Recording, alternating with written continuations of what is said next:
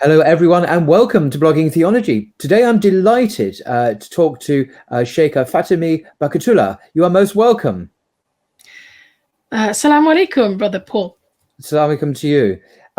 Sheikha Fatima is an award-winning British Islamic scholar, author, and presenter of the Ilm Feed podcast. She recently completed her Master's in Islamic Law at SOAS, that's the School of Oriental and African Studies, at the University of London, winning the Doreen Hinchcliffe Memorial Prize for Best Student in Islamic Law. Sheikha Fatima has had a rich Islamic education from an early age, thanks to her parents. She studied Arabic and Islamic studies in Egypt at prominent institutions such as Al-Fajr Center in the Cordoba Institute and at a college of Al-Azhar University. She graduated from the Al-Salam's Institute of Advanced License in Islamic Scholarship and from the Alimiya program at the Ibrahim College Seminary with a specialization in fiqh, that's Islamic law.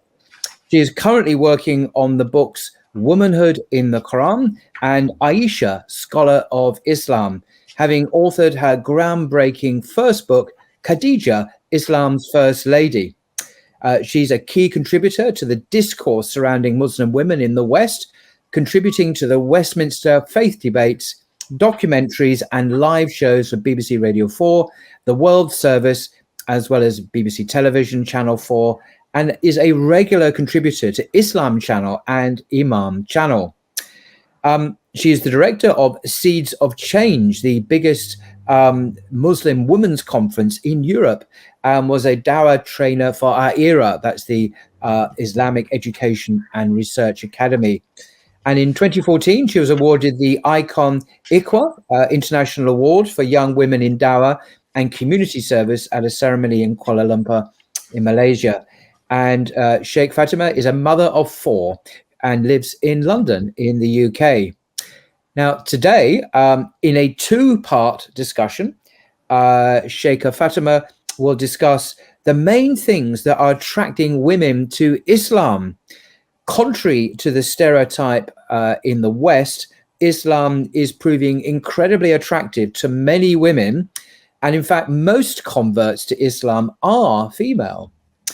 And secondly, she will discuss a very, very important subject. What is happening to the marriages of British female converts to Islam who make their shahada while still married to non-Muslim men? Very significant, important, where you've done some groundbreaking, award-winning research into that particular subject. So, sister, over to you. Jazakallah khairan. Bismillah, alhamdulillah, wa salatu wa salam ala rasulillah. First of all, Brother Paul, I just want to thank you for this opportunity. Alhamdulillah, we met in Andalusia of all places, didn't we? Of all places, we did. Yes, it's amazing. Yeah, probably quite a symbolic place for us to have met. And so today, yes, I'm going to be sharing with you. This is actually the first time I'm sharing this research properly in this way. Some of the research I did during my master's in Islamic law. Now, when we begin, I want to say that, look, I was actually looking into a very niche area, if you like, of Islamic law. You know, what was happening to female converts who are married to a non-Muslim at the time that they take the Shahada. You know, what was happening in the UK? What support were they being given? Did they end up staying with their husbands, etc.?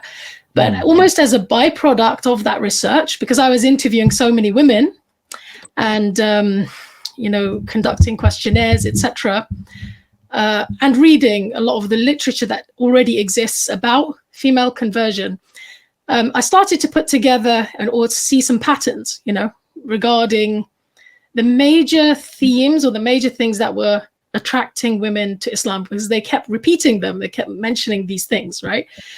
And of course, as a da'i or anyone who's involved in da'wah is going to find this really interesting. It's golden information, isn't it, for us? Because sometimes we assume that a particular thing is more important than another when we're trying to share Islam with others. So let me share with you the some of the findings that I had. I think one of the things that everyone should know is that actually, and we've heard this, haven't we, this idea that more women convert to Islam than men, but it's actually true. You know, when you look into the research that's been done, actually in the UK, female conversion to Islam is double male conversion. Wow. And in the USA, 4 times as many female converts, people are entering Islam than men, right?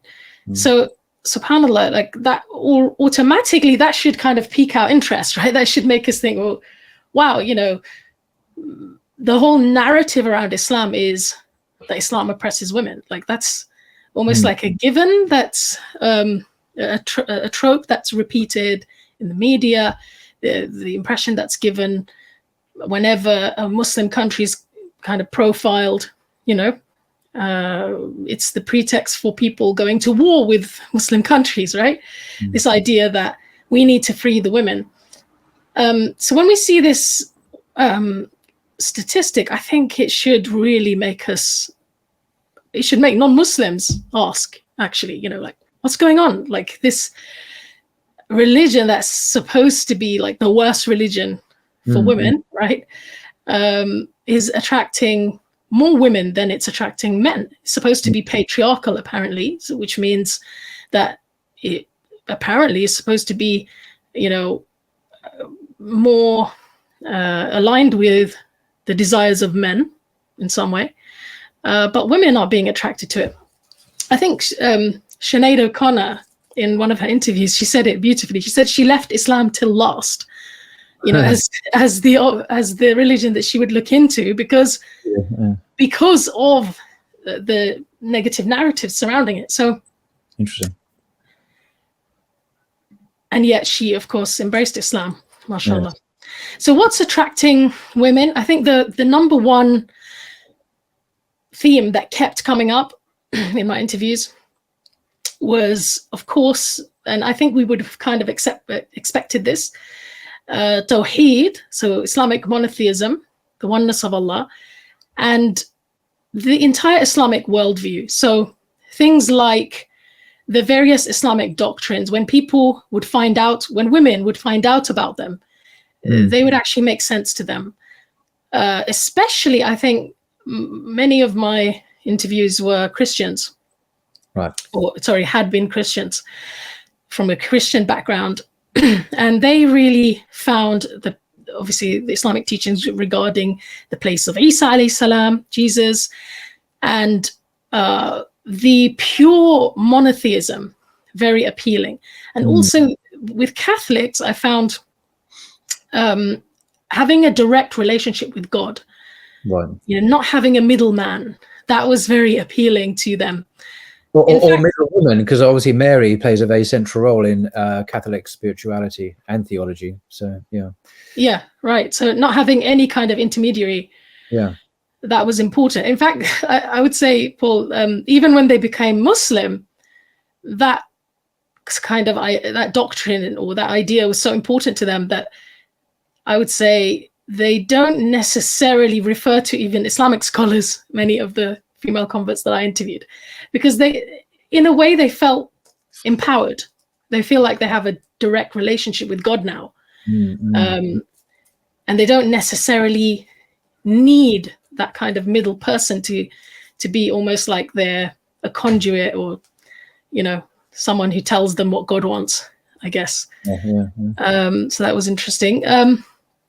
And of course, reading the Quran. I think reading the Quran was something that attracted them. You know, women talked about how it helps them. It made sense to them. It helped them, I would say, more emotionally as well. They had an emotional connection to the Quran and its teachings, especially at times of their lives when they were going through some challenges. Right. And I must say, the ladies I interviewed pretty much were over the age of 30. I didn't really have anyone who was under the age of 30. Interesting. Even though it was a random kind of, it kind of makes sense because obviously I was interviewing married women, okay, or women who had been previously married. So it was kind of maybe it's more probable that they'd be slightly older. So Tawhid, okay, and our beliefs, our worldview, our entire worldview, that was very attractive. The second thing that was very attractive was a Muslim family. This was quite surprising to me, because the number of women who said to me, there was a Muslim family in our neighborhood and they invited me to their house. And it was the first time that I saw a vision of a family that I would love to have myself, That was quite revealing. It was quite surprising to me, because I don't know, I guess sometimes we assume that family is normal, right? For everyone. But many of them some of them had gone through quite difficult experiences in their childhoods, or they came from broken families, or they themselves didn't see any kind of prospect of having a loving family. There was no kind of path, in a way, set out for them to know how to go about finding a spouse, settling down. It was all kind of through trial and error. And I think seeing a Muslim family, seeing a big family especially, and their generosity was very attractive to them. In fact, I think for many of them, it was more attractive than any words, really. It was the thing that it was a vision, I guess, for the future that they could see for themselves. And also this sense of belonging that Muslim families gave them. So right. I don't think we realize how many people out there are lonely, and kind of don't really have a sense of community anymore. I don't know if it's because of the Thatcher years or what, the whole sort of, there's no such thing as society years. But it seems that people are very fragmented. And when they are welcomed into the bosom of a Muslim family, or when they're welcomed by a community, that just has an impact on them, Right. That was a theme that kept coming up. Is there anything you want to ask me about that? Or?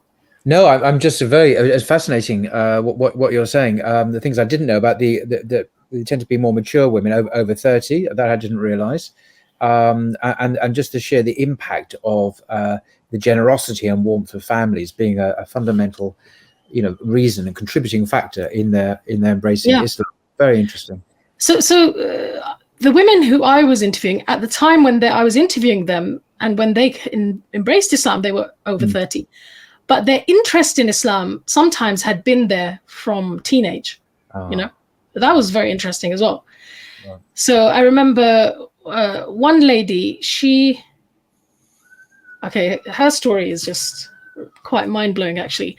She grew up in the care system, okay? She grew up in the care system in the UK, which basically means she wasn't taken care of, right, by anyone. And the reason why she ended up in the care system was, and by the way, all the women I interviewed happened to be white or British or... I forgot to ask that about the ethnic background. So most of them are, did you say all white, you say? The ones that I interviewed in depth, yes. They were all white. They were British and they were white. One of them was, I think, Italian and, Italian origin. Right. And one was mixed race, but she would pass as white if you just saw her, because I interviewed them face to face. That's just a point I wanted to make, interesting point. So this lady, she, when she was 5 years old, she was knocked over by a car. Okay, she was walking out in the street. She was left to her own devices. Her parents were alcoholics. They had passed out, on the sofa or something. She just wandered out into the street and knocked over by a car. So picked up by the social services, and first of all ambulance, right, and then social services, taken away from her parents and into the care system. parents, both of them passed away during her teenage years. So she basically became an orphan, and she was pregnant by the age of 16, right? She said, nobody knew where I was. I was just doing whatever I wanted. And fast forward to maybe her 20s, I would say, and she's working with a Muslim woman. And in her workplace, this is where this Muslim woman one day invites her to her house for dinner. Okay. And she went to her house for dinner, and she said this was the first time she'd ever seen a normal family, and been welcomed by one, And I think that was a big turning point for her. And then after that, she began reading the Quran. Her friend actually gave her a copy of the Quran, taught her some prayers, encouraged her to pray and talk to God. She was more of an atheist, I would say. She said, I thought, well, I've had such a bad life, why me? The typical kind of feelings that people have when they've had a tough life and they've never felt they'd had a relationship with God. So, that was probably one of the most stark reminders, I think, for me, like as an interviewer, that there were people who actually had been through a lot, sometimes people like her. And Islam actually gave them, or at least they were looking for within Islam, one of the things they were looking for was a new way of life, a new way of looking at the world, a new way of relating to men, So, but I think the Muslim family, as we just mentioned, was very key in that, Okay. So, Muslim masculinity. This was another one that is quite surprising. Okay. This is interesting. Yeah. So the number of women who said to me, sometimes it was that they had had interactions with Muslim men. Okay. And they just found them to be different to men who they had interacted with, dated, etc. So some of the women, one woman, for example, she was saying that every interaction she'd ever had with a man in her teenage years and growing up, and even now as an adult, she was married by now, she felt men had always tried to take advantage of her.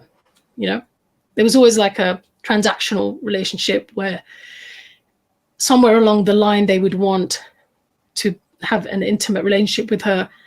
She'd also suffered, she'd been raped in the past as well. So she's been very much involved in the kind of clubbing and all of that, throughout her younger years. And so again, I think it was quite surprising to me, but it was revealing that there are a lot of women out there, I think, who, again, they've only been given one worldview, one path in life. Like, this is the way you find a spouse or somebody to love. You go clubbing, you put yourself out there, right?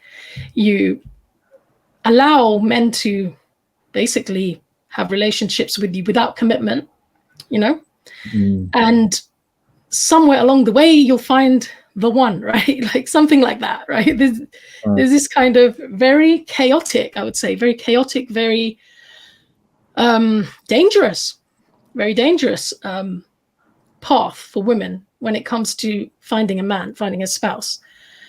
And so I think when they met Muslim men, first of all, they described Muslim men who they felt were very respectful, who didn't want anything more than a platonic kind of, or a formal relationship, whatever the relationship was, either through work or sometimes just socially even. It didn't strike me that some of the men they met were particularly religious, It was just almost like culturally as well, the way they came across. These women had good experiences with them. So respectful treatment from Muslim men.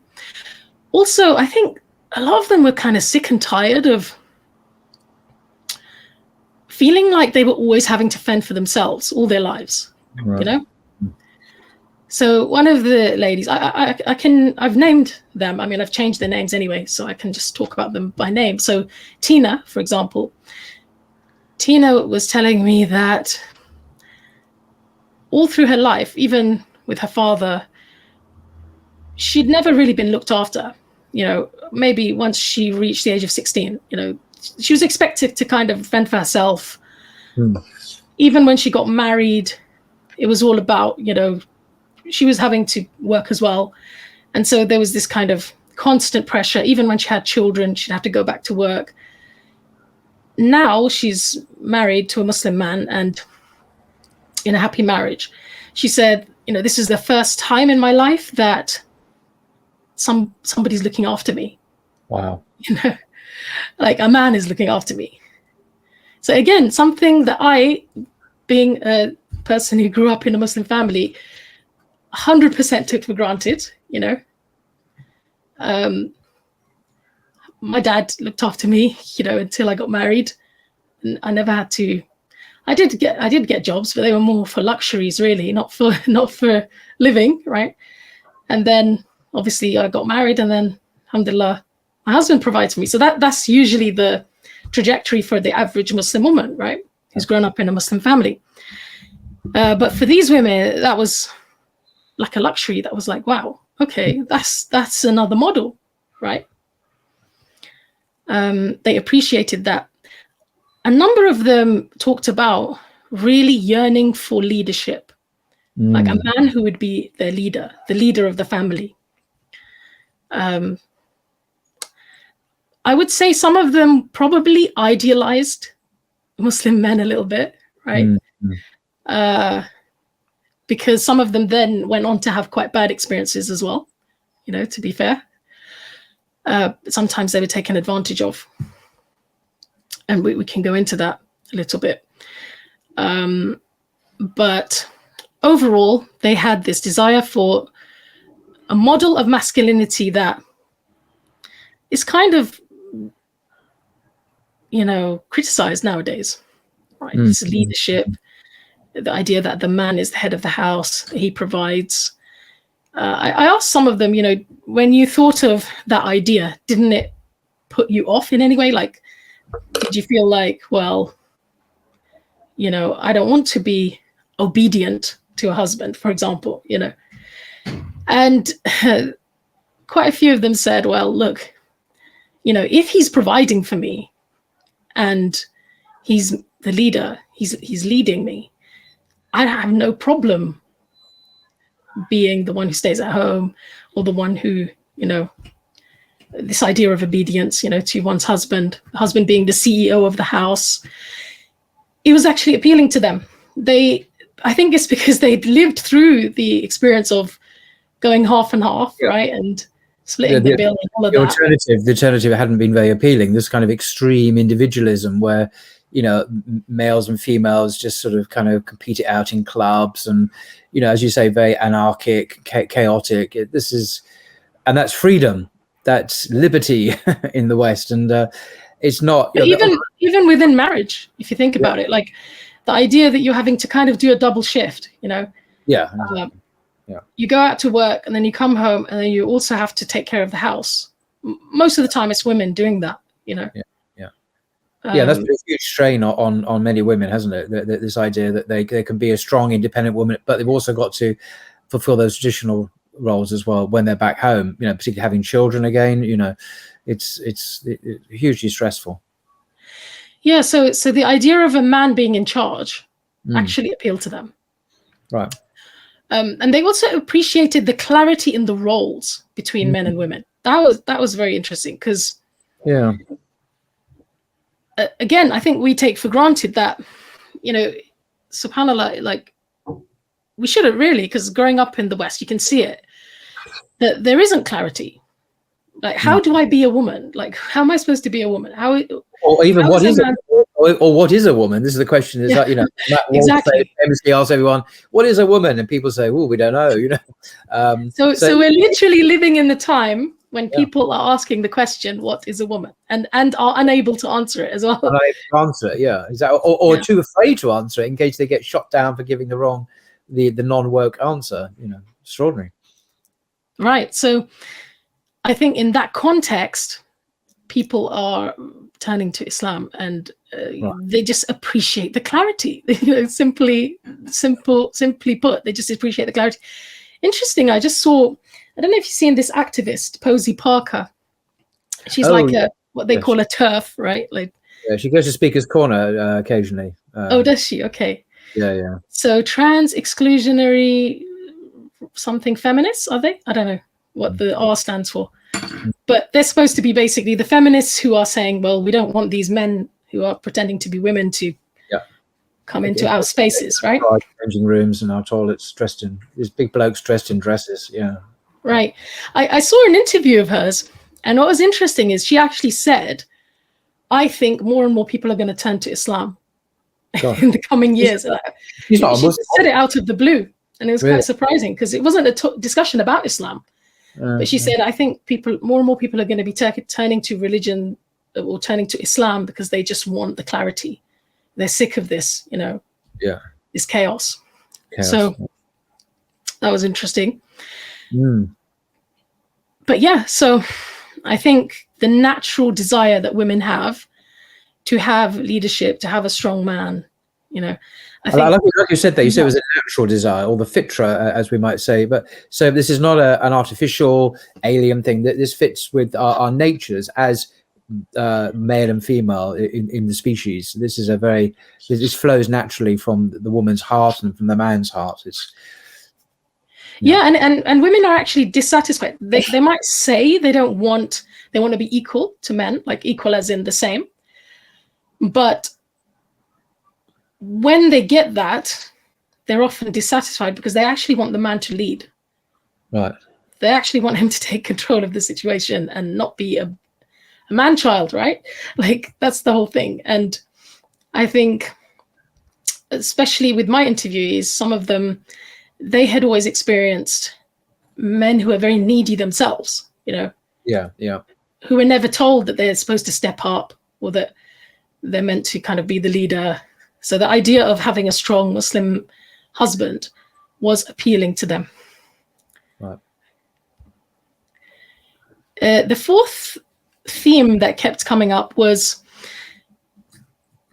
the idea of having a clean life, freedom from intoxicants, and all of the kind of, I've called it toxic modernity. So basically all the elements of modern, probably city life, that are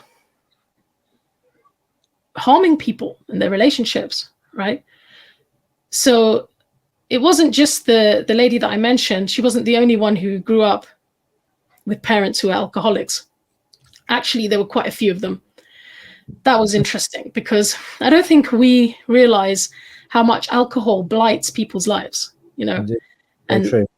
How traumatized a lot of young people are, having grown up with parents who couldn't control their alcohol, In fact, when I was thinking about it and hearing their stories, I was thinking, I can't believe this is legal. Like, how can it be legal to look after a child and be drunk, because literally their parents would either become violent or neglectful, in some way they would harm their children. So the children would grow up avoiding their parents. One of the ladies said she would often go hungry as a teenager, and it was only because she started living with her sister, who was quite wealthy and generous, her half sister, that she actually, appreciated things like being able to eat regularly and things like that. Those are maybe some of the more extreme examples, but I think the idea of that you could actually live without alcohol, that you could actually, Yeah. I mean, I think many people in the West find that very hard to understand, to conceptualize as a reality. And I mean, as someone myself who used to drink alcohol before I embraced Islam, I wasn't a heavy drinker, but it was difficult to understand how one could live without alcohol. And but it can be done, and that was one of the most extraordinary realizations, that living a completely alcohol-free life is not only possible, it's very normal. And I simply don't miss alcohol. It simply doesn't figure in my consciousness at all.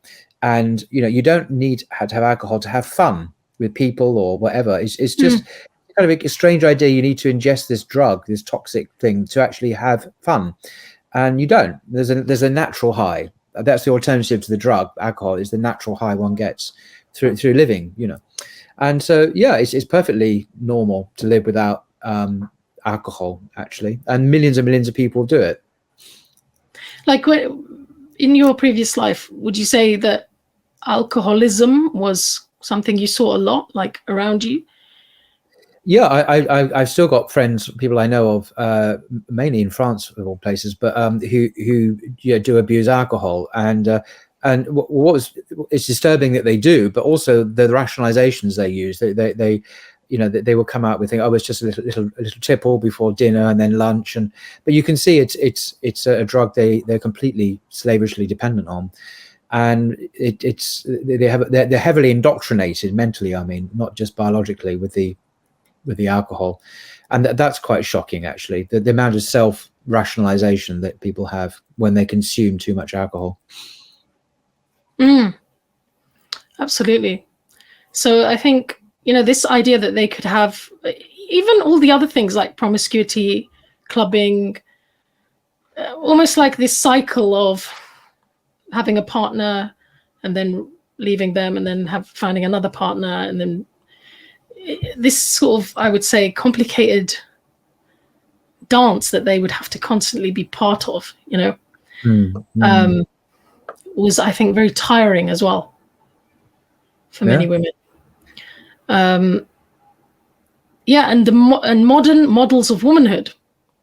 So what I mean by that is everything they'd been taught, and I feel like, having grown up in a girls' school with girls, non-Muslim girls, I feel like a lot of the time the guidelines for how to live for them were just not given to them, not by parents anyway. It was literally taught to them by the media. Right. Everyone was watching Friends and I don't know, Sex in the City, and I don't know what was on TV at the time, watching different pop stars and reading teenage magazines. And it kind of makes sense to me that the only model for womanhood that a lot of girls have is one that is basically manufactured by the media and various industries that are trying to manipulate them. So this kind of, I wasn't that surprised about them eventually being sick of this modern way of life that was really not giving them much satisfaction, much contentment. I think because, again, like, I had friends when I was growing up.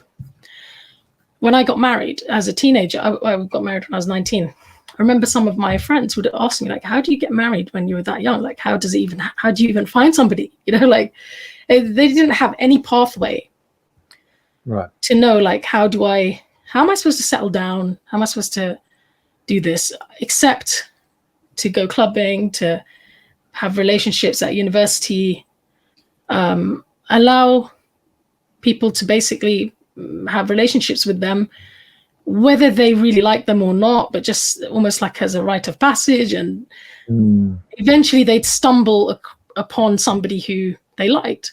Now, that had been sold to them as freedom, right? Or as some kind of almost like adventure. But it wasn't, I think, satisfying. It's not satisfying to most women. It's something that leaves them emotionally drained and empty and exploited, So this aspect doesn't surprise me. I feel like girls, especially in the UK, are groomed into a particular lifestyle. Because I've seen the grooming myself. You know, the school does part of the grooming as well, because the school is, first of all, giving them, you know, in my school, they were allowed to go and get contraception whenever they wanted without their parents knowing, you know. When we had those kind of sex education type classes, the teachers never talked about abstinence as even an option. You know, the idea of, yeah, maybe you don't want to do this, you know, maybe you could just wait. That wasn't even an option. It was just like, well, we know you're going to do this, you know, we know you're going to have relationships anyway. So since you are, we better teach you about STDs and contraception, right? I mean, that was it. And I think at that, especially growing up, you know, Britain was the place that had the highest number of teen pregnancies in Europe in the 90s. So all the schools were also trying to like prevent this, but their way of preventing it, because they don't have a moral code that they could present to people or say, you know, actually this is going to be harmful to you. And because popular culture was, this is after the 60s and 70s, so popular culture is kind of pushing girls and women towards promiscuity, right? After the sexual revolution, you're supposed to be empowered and free. I think the only thing they could do is damage control, which is, you know, STDs. Let's teach them about STDs and, you know, contraception, basically. So yeah, that doesn't surprise me. And the fifth area, I think that, now this one did surprise me, was that actually many of the women said they secretly admired Muslim women. So when they saw Muslim women in their lives, in their everyday lives, they actually saw a dignity. They saw, so I'll give you one example. One lady was telling me she went to school with Muslims, right? So I think this is also a thing now. Obviously, a lot of people have grown up with Muslims in there as their peers. Yeah. And she said, it always used to strike me that the Muslim girls seemed so like looked after, you know, like they had a father, so this lady, she grew up without a father, you know. She said they had a father, they had order in their lives. I think that theme of chaos actually keeps coming up, chaos and order, seeing Islam as the order. And they kind of, although they didn't really necessarily like the hijab, some of them, you know, the idea of covering, seemed like suppressive or repressive. They at least admired in the girls that they didn't have the chaotic lives that they did, you know. And I think that admiration stayed with some of them from their school days. One of the ladies said she'd lived, so she grew up in Birmingham, a big Muslim community there. Yep. And because of her exposure to Muslim women there, she just had a natural admiration for the way Muslim women dressed, the way they conducted themselves. So that was interesting. Some of them even said that they practiced wearing the hijab before they became Muslim. They would just stand in front of the mirror and practice. Yeah. They liked the idea of being covered. They didn't like the idea of constantly being exposed, feeling like you have to always perform, you know. Every time you go out, there's a certain number of things a woman has to do in order to kind of be accepted. Otherwise, she'll be treated as less than, right? She'll lose her status as a woman. And so they liked the idea of not being part of that game anymore, I think. No, it makes an awful lot of sense. Yeah. I was very surprised at the number of women who said that either, so some of them were teachers, quite a few of them were teachers or lecturers. they had been in the past. And quite a few of them said, well, it was actually a student at school, even the child at school, who would always share things about Islam with me, and eventually invited, his parents, the child's parents invited me to their house, or my student at university gave me a copy of the Quran.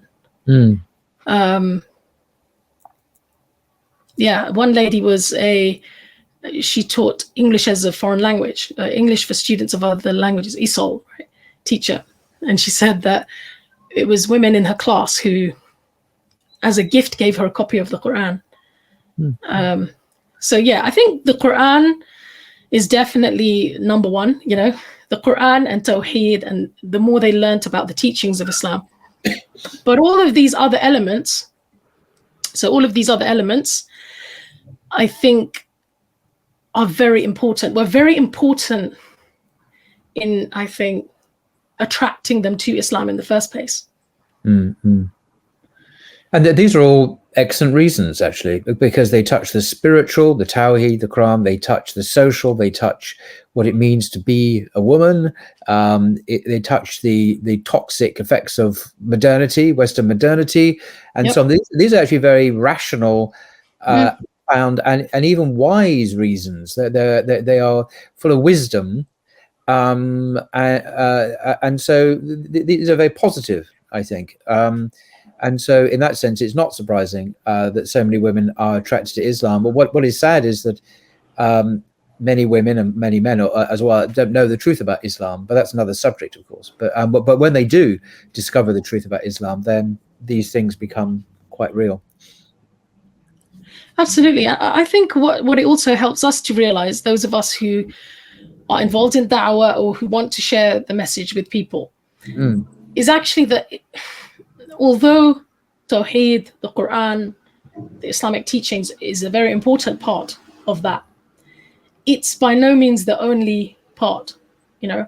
All of these other, what you could call soft skills, like things like inviting people to your house, like making them feel welcome, not assuming. So with number 5, the admiration for hijab and Muslim women, what I got from that was actually that sometimes us as Muslim women in the West, we feel like people are looking down on us, or are constantly seeing us as weirdos, and or as problems. I mean, you see this in France at the moment, where women's dress is again being problematized and stigmatized and targeted by the state at the highest level.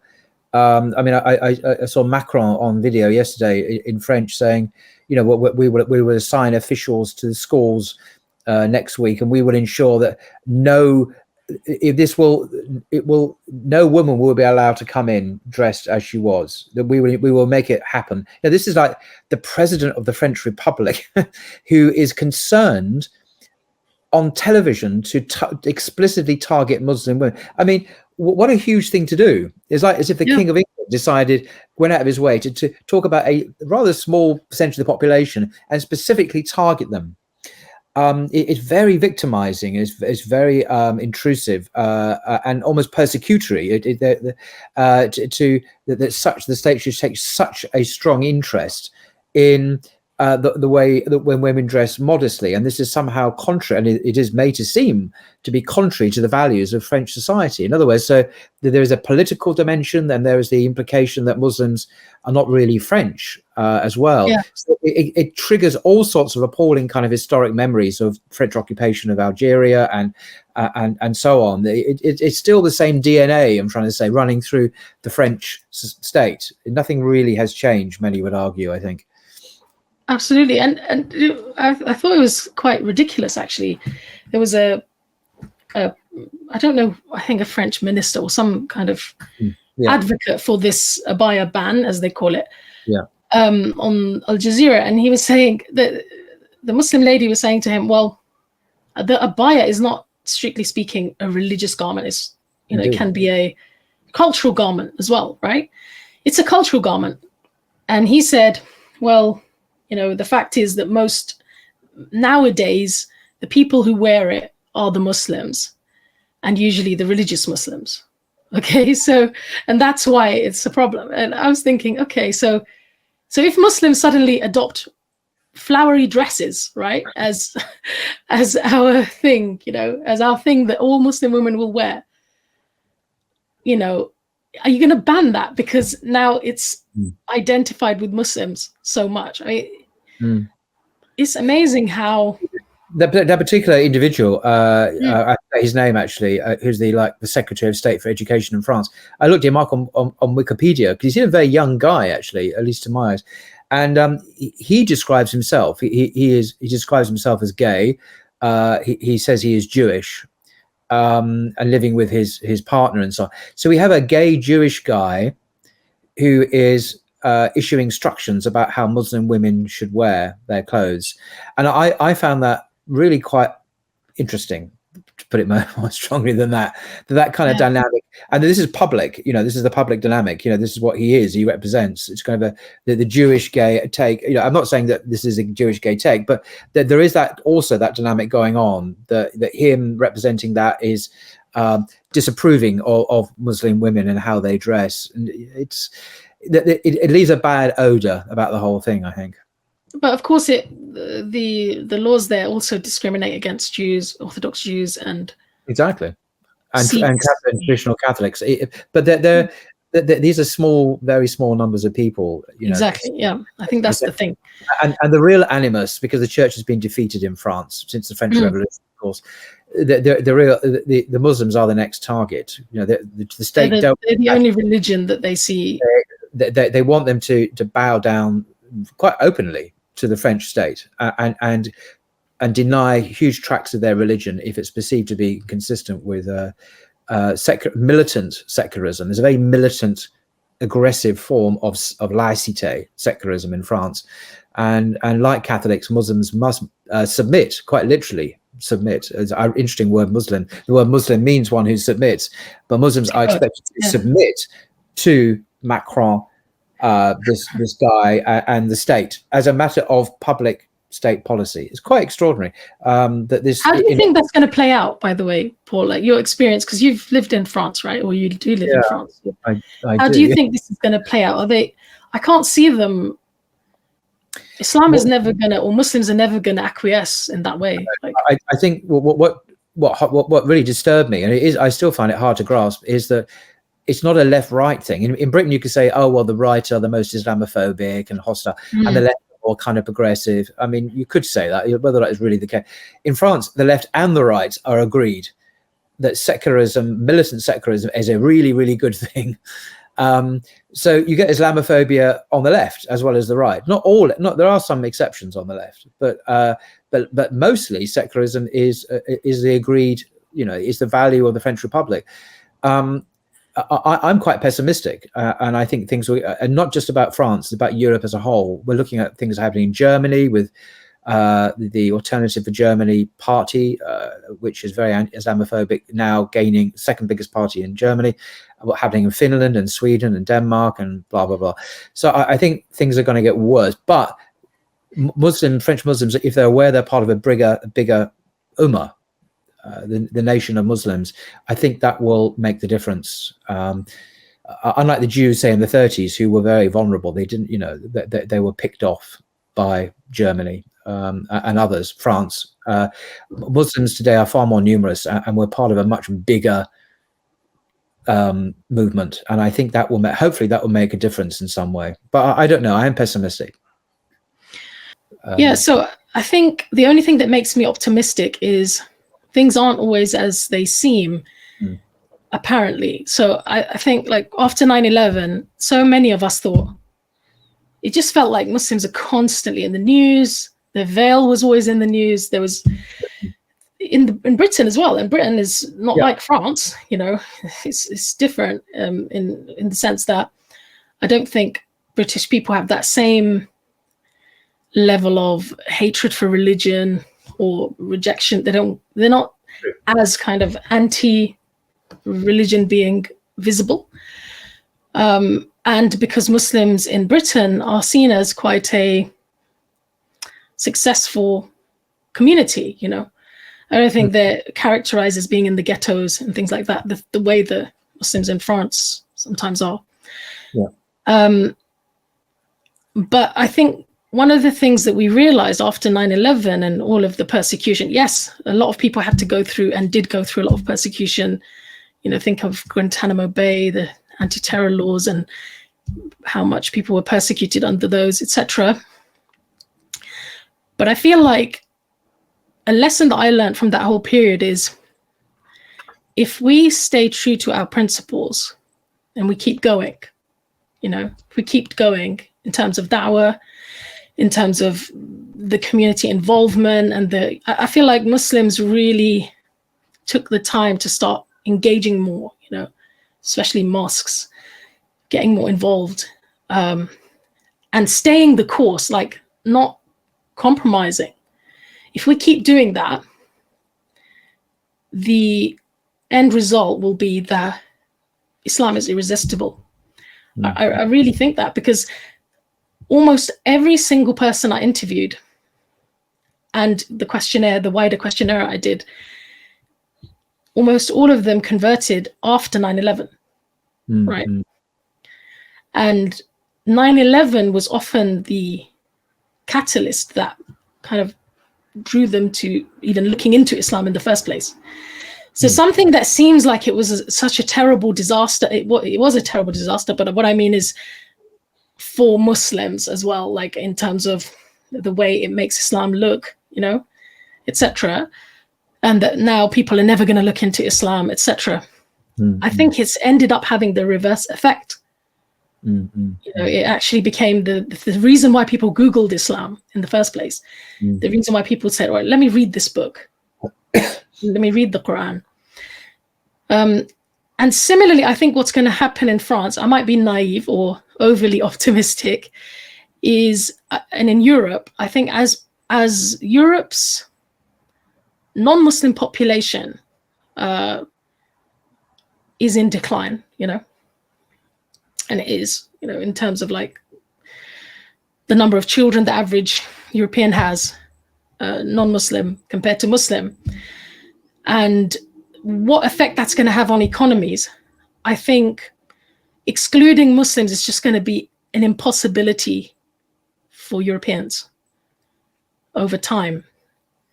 Now, I don't know if that means that initially there's going to be a huge backlash, we might have some difficult days ahead, because I do think a lot of the time the politicians, they jump onto Muslims as a convenient topic to draw attention away from other things, right, that are in the news.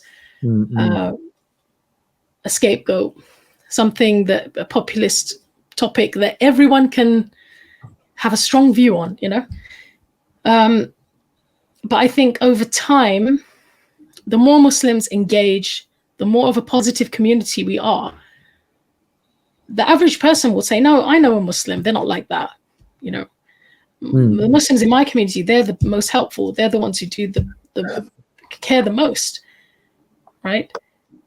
So I think our job is to have sabr. And when you look at the meaning of sabr, people think it means be patient and just kind of like sit still and not do anything. But actually, sabr is a very active word. It means be steadfast, hold on, and keep going. So one explanation for sabr, as the scholars give, is that it means continuing to obey Allah, continuing to do the things that Allah commanded, and continuing to stay away from what Allah forbade. So if we continue on that, I think, as Allah says in Surah Al-Asr, the whole of mankind is at loss, except those who believe, who work righteous deeds, who basically enjoin the good and forbid the evil, right? Tawasaw bil haqq, they speak the truth, and they give other people exhortation to be upon the truth, and they have sabr, and they encourage others to have sabr. I mean, those are literally the people who Allah says are not the losers. So I think if we stay our course, if the Muslims in France and all over Europe, if we become clever and just find ways of resisting, resisting this kind of constant attempt to wear away at our commitment and our conviction. If we just keep going, if we keep promoting family values, in the end, the Muslim population is going to be an irresistible part of every single European country. Yep, that's very optimistic, inshallah. The alternative is not worth. It's not worth thinking about. Yeah. No, exactly. Yes. But I do think Muslims have to also be willing to move, if they have to, Yeah, hijra is a very real, a live option. I know many people are thinking about it, not necessarily doing it, but we have to always be aware of that option, I think. But hijra doesn't always have to be, from, especially in our times, from the west to the east, or from a non-Muslim country. For example, as Americans are telling me, you could do hijra internally in the States from say a state that's very hostile or very liberal, or putting values down on your children. So you can move to a much more traditional conservative area, and Muslims do. Some Muslims move, say, from San Francisco to Texas or something. I often hear about that route, or route, as they say. Yeah. So that's hijra, but it's internal. So you're right, because America is such a huge continent. You can do that. Where England's a bit different. I'm not sure where we go. What, the Lake District or the Hebrides, or But I think London and the major cities, for example, are, being a Muslim is very normal in the major cities in the UK. I think in London so, it is, and Birmingham as well. Huge population of Muslims in Birmingham. Yeah. Manchester, etc. Yeah, no, indeed. So I think less of an issue. But France is difficult because it's the state is so total and authoritarian, and it reaches every corner of France. I don't really think there's much of a France is different. Anyway, that's France.